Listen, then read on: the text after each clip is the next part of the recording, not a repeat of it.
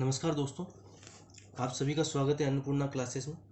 हम यहाँ राम निवास माथुरिया जो मैथ्स की बुक है उसका सॉल्यूशन कर रहे थे और इसी कड़ी में स्क्वायर रूट क्यूब रूट जो चैप्टर है आपका उसके क्वेश्चन नंबर 61 तक हम कर चुके थे। तो क्वेश्चन नंबर 62 से आज स्टार्ट करते हैं और इस चैप्टर के टोटल 78 क्वेश्चन है उनको फिनिश करते हैं आज। ठीक है, तो ये आज हमारा ये चैप्टर क्लोज हो जाएगा। देखो यहाँ पहला क्वेश्चन देखिएगा, 5 अंकों वाली सबसे बड़ी पूर्ण वर्ग संख्या क्या होगी। देखो 5 अंकों की सबसे बड़ी संख्या क्या होती है हमारे पास, 99,999। ठीक है, तो इससे जस्ट पहले कौन सी पूर्ण वर्ग संख्या बनती है वो निकालनी है। देखो मुझे पता है 31 का स्क्वायर कितना होता है, 961। मतलब 310 इंटू 310 क्या होगा मेरे पास, 96100। ठीक है, और अगर मैं 332 का स्क्वायर क्या होता है मेरे पास, अगर मैं 320 इंटू 320 करूँ, 32 का स्क्वायर क्या आता है 1024, और ये 00 आगे आएगा, 2 जीरो एक्स्ट्रा है तो ये ऊपर चल जाएगा, तो ये नहीं। मतलब वो संख्या जो है ना हमारा 310 से 320 के बीच में वेरी करती है।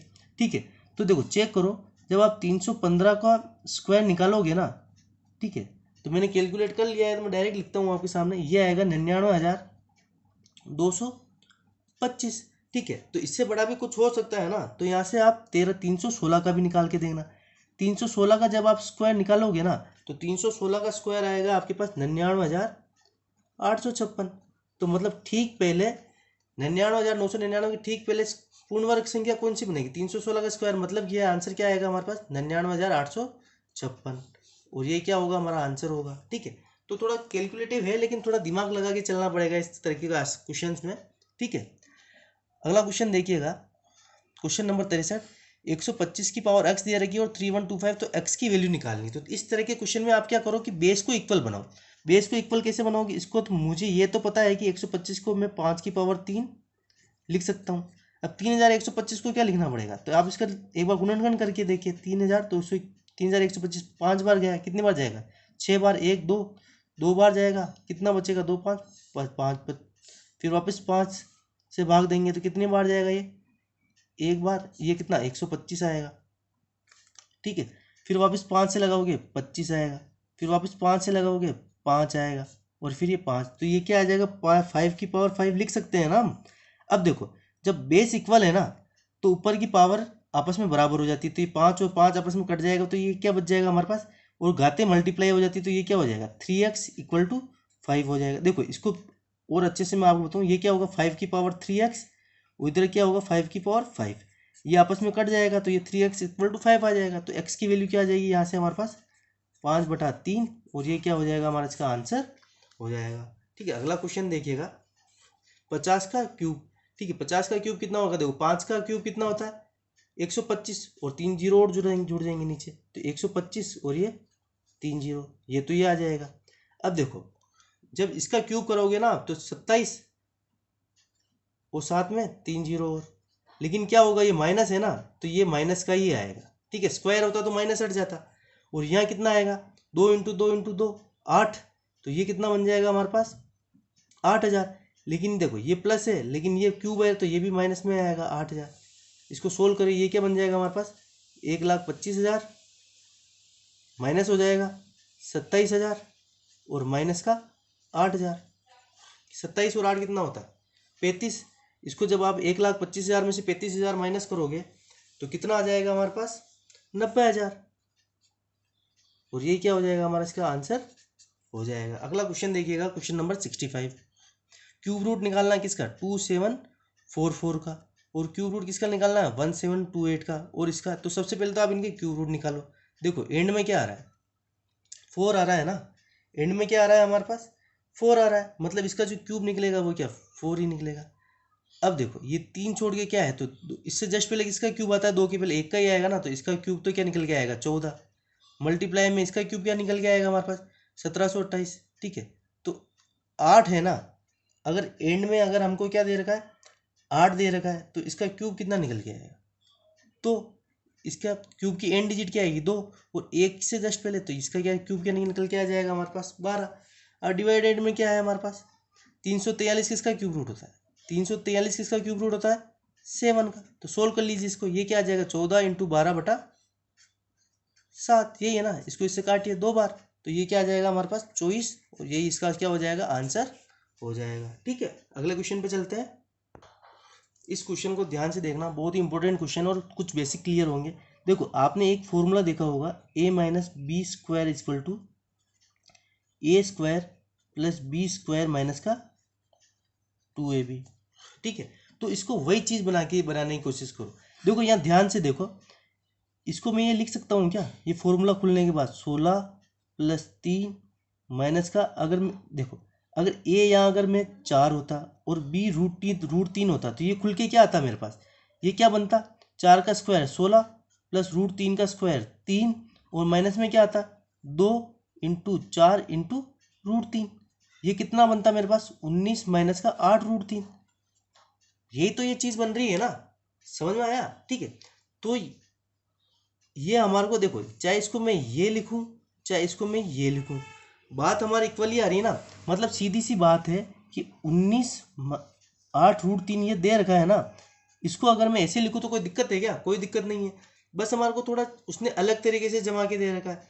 ठीक है, तो इस चीज़ को मैं क्या लिख सकता हूँ, इस चीज़ को मैं ये भी तो लिख सकता हूँ 4 माइनस रूट 3 का होल स्क्वायर। नहीं लिख सकता क्या, लिख सकता हूँ ना मैं इसको ये। ठीक है, और मुझे क्या इसी का तो पूछा है वर्गमूल, अगर मैं इसको ये लिख सकता हूँ तो इसका वर्गमूल निकाल लो। तो ये क्या, ये स्क्वायर से रूट हट जाएगा तो हमारा क्या निकल के आंसर आएगा 4 रूट 3, और ये क्या हो जाएगा हमारा आंसर हो जाएगा। ठीक है, ऐसे क्वेश्चन को आप ऑप्शन से भी बहुत अच्छे तरीके से पकड़ सकते हैं। ठीक है, मैंने यहाँ ऑप्शन लिखे नहीं थे तो ठीक है, आपको होप ये समझ में आया होगा कि यहाँ हुआ क्या है। ठीक है, अगला क्वेश्चन देखिएगा, रूट में 75 माइनस का रूट में 192 प्लस 48।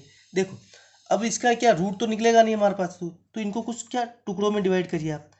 75 को क्या मैं लिख सकता हूँ, मैं 25 × 3 लिख सकता हूँ ना। 25 इसलिए लिखा है क्योंकि 25 का स्क्वायर रूट करूंगा तो 5 आएगा, तो मेरे पास कुछ ना कुछ तो मिलेगा ना।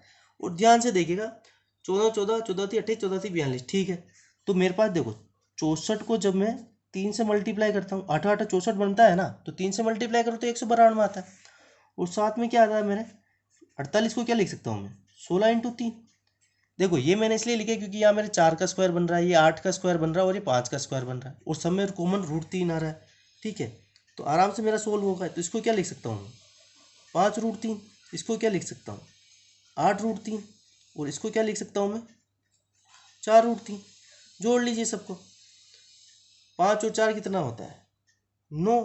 ठीक है, और 9 में से 8 जाएगा तो क्या बचेगा, केवल 1 √ 3 बचेगा, और ये क्या हो जाएगा मेरा आंसर हो जाएगा। ठीक है, अगला क्वेश्चन देखिएगा, √81 प्लस रूट में 0.81 दे रखा है, और साथ में हमको क्या दे रखा है इक्वल में 10.09 माइनस एक्स दे रखा है। ठीक है, अब देखिए इसको करिएगा, इसका रूट सोल्व करूंगा तो 9 9 81, ये 9 बार आ जाएगा।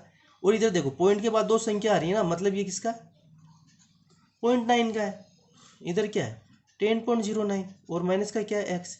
इन दोनों को जोड़ूंगा मैं तो ये क्या आएगा 9.09, इधर क्या आ रहा है 10.09 माइनस का एक्स। इस एक्स को इधर भेज दीजिए, इसको इधर भेज दीजिए, तो ये माइनस का है तो प्लस हो जाएगा, ये इधर आएगा माइनस हो जाएगा, तो ये क्या आ जाएगा एक्स की वैल्यू क्या आ जाएगी 1 आ जाएगी, और ये क्या हो जाएगा हमारे पास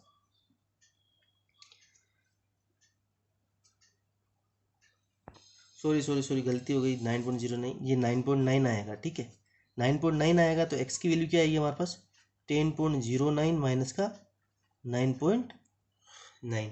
ठीक है, तो ये x की वैल्यू क्या बच जाएगी हमारे पास 10.09 में से जब 9.9 को माइनस करोगे तो ये क्या बच जाएगा हमारे पास 0.19, और ये क्या हो जाएगा हमारा इसका आंसर हो जाएगा। ठीक है, वो थोड़ा गलती से मिस्टेक हो गई, सिली मिस्टेक्स चलता है। ठीक है, अब देखो ये चीज़ हमको दे रखी है, रूट के अंदर 0.014 इंटू 0.14x और इक्वल में ये दे रखा है। हमको क्या निकालना है √x/y निकालना है ना, क्या x/y निकालना है।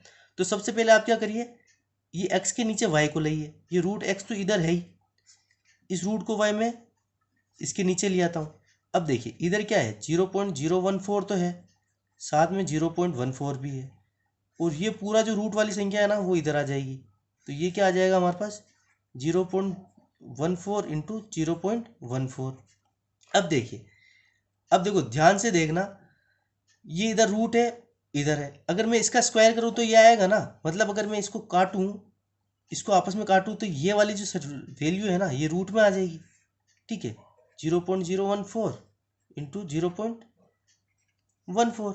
ठीक है, मतलब मैं क्या लिख सकता हूँ रूट के अंदर एक्स बाई वाई क्या आ जाएगा मेरे पास, रूट के अंदर 0.014 इंटू 0.14, ये लिख सकता हूँ ना मैं इसको।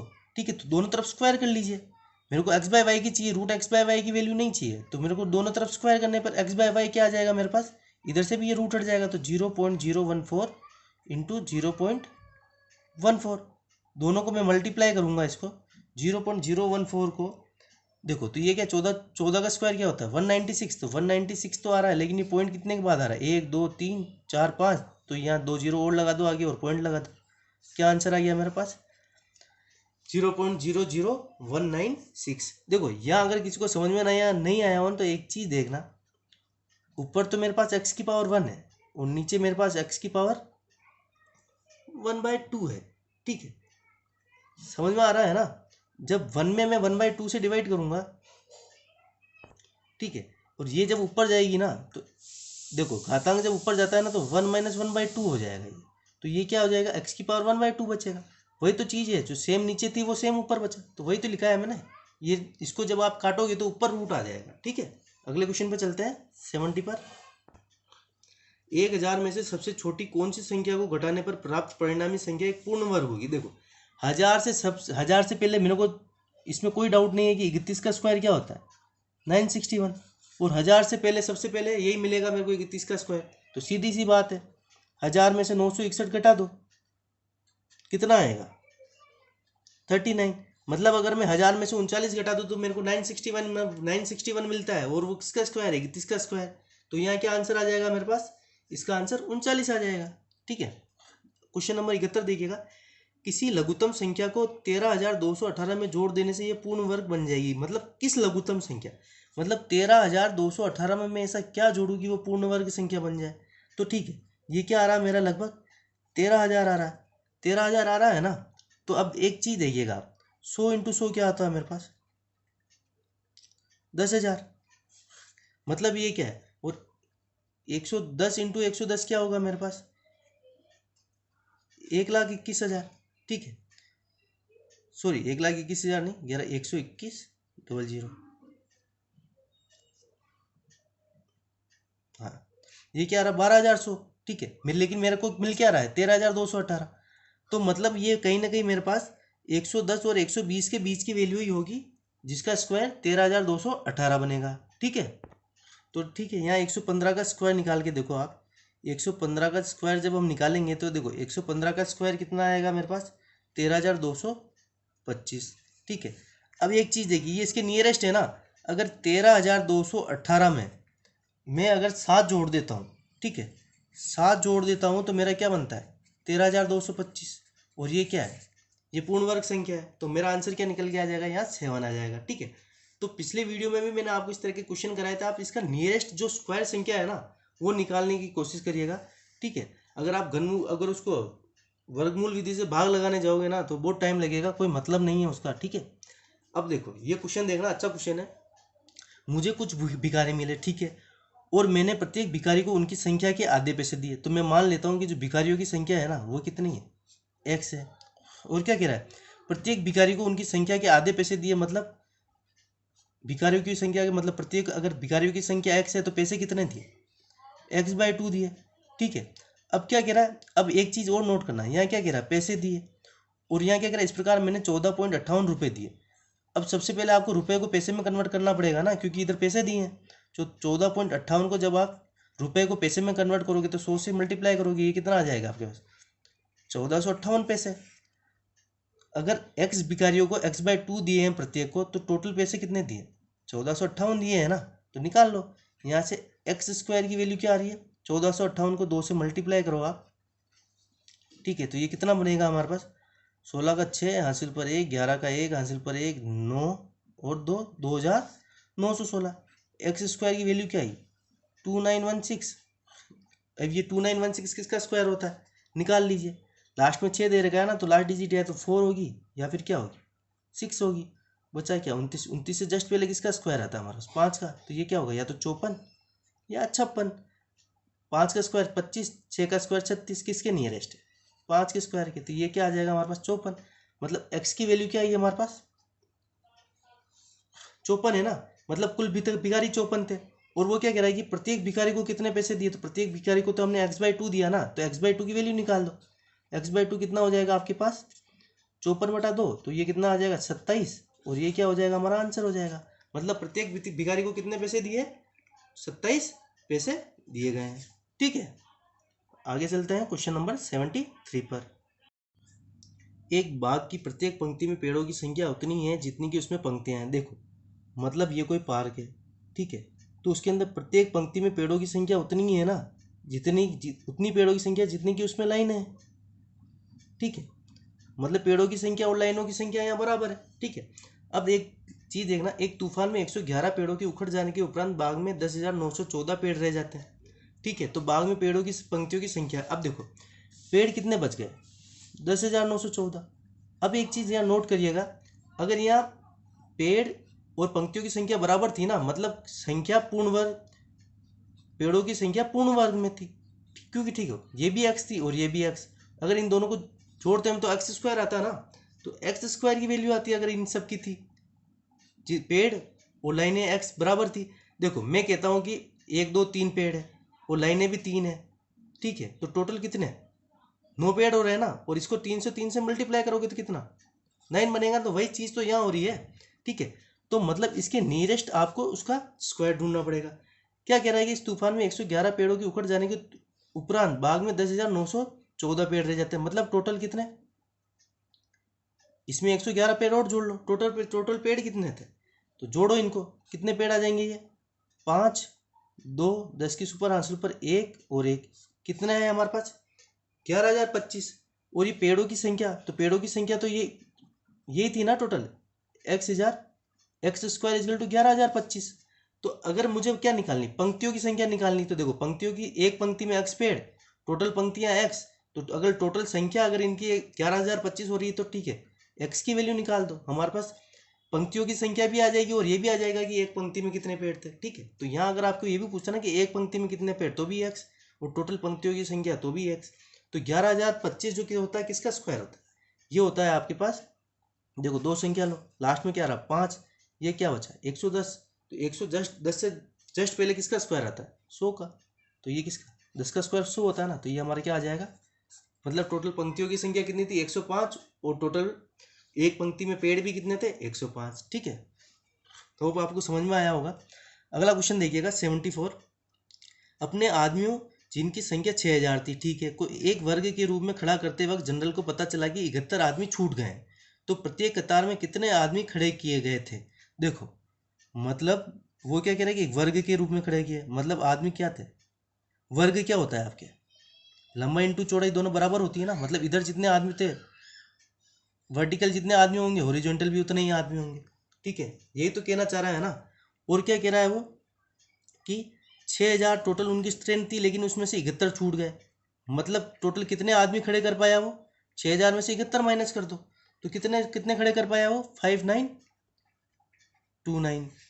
ठीक है, पूछ रहा है क्या है, तो प्रत्येक कतार में कितने आदमी खड़े थे, मतलब एक लाइन में कितने आदमी खड़े थे, एक्स की पूछ रहा है टोटल। देखो इस वर्ग में वो टोटल आदमी कितने खड़े कर पाया, 5929 ही कर पाया ना, इस वर्ग में वो कितने आदमी खड़े कर पाया 5929।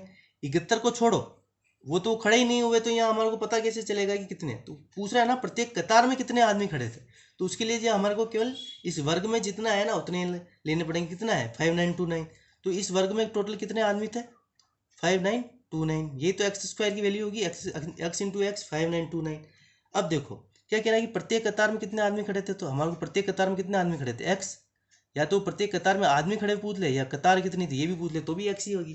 तो देखो ये किसका स्क्वायर निकल के, x की वैल्यू निकालनी है हमारे को, तो निकाल लीजिए, यहाँ से निकाल लीजिए, 9 लास्ट में तो क्या, या तो लास्ट में 9 आएगा, सॉरी या तो 3 आएगा या 7 आएगा। अब देखिए 59 से जस्ट पहले किसका स्क्वायर आता है 49 का, 7 का ही आता है ना, 7 का सातों सात है 49, तो या तो ये 73 आएगा या 77 आएगा। अब देखो ये 49 और 64 किसके पास में आता है, 7 के स्क्वायर के पास में आता है या 8 के स्क्वायर के पास में आता है, तो हमारा आंसर क्या हो जाएगा 77। मतलब क्या आंसर आया, एक्स की वैल्यू हमारे पास 77, और ये क्या हो जाएगा हमारा इसका आंसर हो जाएगा। ठीक है, मतलब प्रत्येक कतार में कितने आदमी खड़े थे 77 थे, और कतारें भी कितनी थी 77 ही थी। ठीक है, देखो ये वही कंसेप्ट है यार, मैं बोलता हूँ आपको, 1 2 3 4 आदमी खड़े हैं और पंक्तियाँ भी 4 ही है। तो देखो वर्ग है ना, तो लंबाई चौड़ाई बराबर होती, कितने आदमी हैं, 4 4 4 4 कितने 16।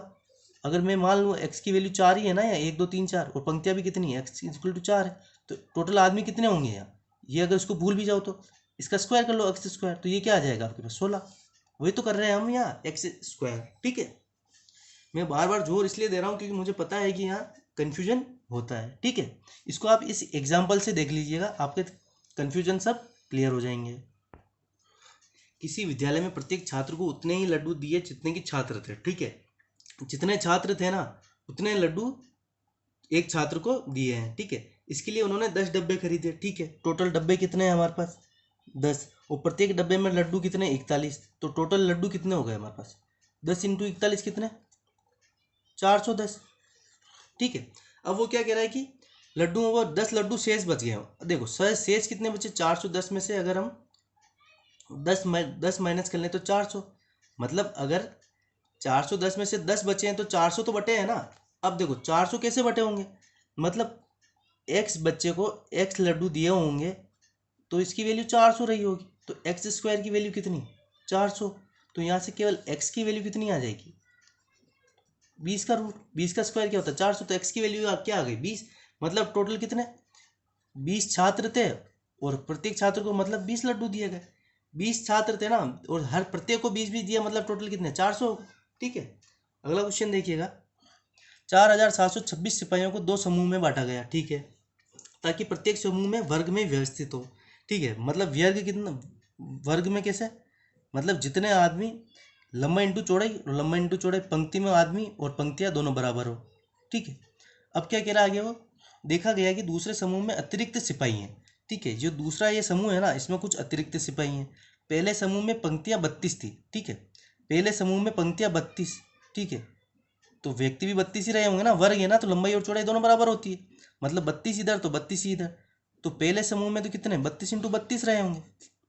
ठीक है, यही रहा होगा ना, पहले समूह में 32 इंटू 32, तो ये किसका होता है, इसका स्क्वायर क्या होता है, मतलब पहले समूह में 1024 आदमी थे। अगर पहले समूह में 1024 आदमी थे तो दूसरे समूह में कितने रहे होंगे, माइनस कर लो। 4726 में से जब मैं 1024 माइनस करूँगा तो ये कितना आएगा मेरे पास, 6 में से 4 गया तो कितना 2, 2 से 2 गया तो ये कितना 0, 7 से 0 गया तो 7 और 3, 3702। अब देखो, अब वो क्या कह रहा है आगे, अतिरिक्त सिपाही पहले समूह में 32 थी तो दूसरे समूह में अतिरिक्त सिपाहियों की न्यूनतम संख्या है, अतिरिक्त सिपाहियों की न्यूनतम संख्या पूछी है उसने। तो ठीक है, अब देखो दूसरे समूह में 3702, मतलब कुछ ना कुछ अतिरिक्त रहे ना, तो ठीक है कितने व्यक्ति आ गए होंगे, तो इसमें इसके 3702 से जस्ट पहले परफेक्ट स्क्वायर आप निकाल दो। तो देखो मेरे को याद आता है 60 इंटू 60 कितना होता है आपके पास 3600। उसके बाद अगर आप 61 इंटू 61 करोगे ना तो इसके ऊपर निकलेगा वो कैसे, 6 इंटू 6 36, ये इसके ऊपर निकल जाएगा 3721, ऊपर जा रहा है, मतलब दूसरे समूह में कितने 60, जैसे इसमें 32 32 थे ना, इसमें 60 60 तो 3600 इसमें रहे होंगे। अतिरिक्त कितने बचे 3702 हैं सिपाही बचे हैं, और दूसरे समूह में केवल कितने 3600 ही आ रहे हैं, तो अतिरिक्त पूछा है ना, तो अतिरिक्त इसमें माइनस कर लो, ये क्या आ जाएगा हमारे पास 102 आंसर आ जाएगा। तो अतिरिक्त सिपाही कितने निकले हमारे पास 102 सिपाही। ठीक है, 2 क्वेश्चन और बचे हैं वो भी करते हैं। देखो 2 की पावर 40 का आधा क्या होगा, अब देखो इसमें कंफ्यूज मत होना, 2 की पावर 40 का आधा पूछा है, तो 2 की पावर 40 का आधा कितना 1/2 होगा ना। तो ठीक है, अगर 2 की पावर को मैं ऊपर ले जाऊं तो ये क्या आ जाएगा मेरे पास 2 की पावर 40 इंटू 2 की पावर -1, तो ये जब ये देखो आधार समान हो तो घातें माइनस हो जाती है, तो 2 की पावर 40 माइनस 1 इक्वल टू ये क्या आ जाएगा 2 की पावर 39, और ये क्या हो जाएगा आंसर। गलती से 2 की पावर 20 मत करके आ जाना। एक चीज़ बताना मेरे को, 2 की पावर 5 कितना होता है, देखो 2 इंटू 2 इंटू 2 इंटू 2 इंटू 2, 4 8 16 32। ठीक है, और 2 की पावर 6 क्या होता है 64 होता है ना, ये पावर कम करोगे तो आधा हो जाएगा। ठीक है, तो इसका आंसर क्या हो जाएगा 2 की पावर 39।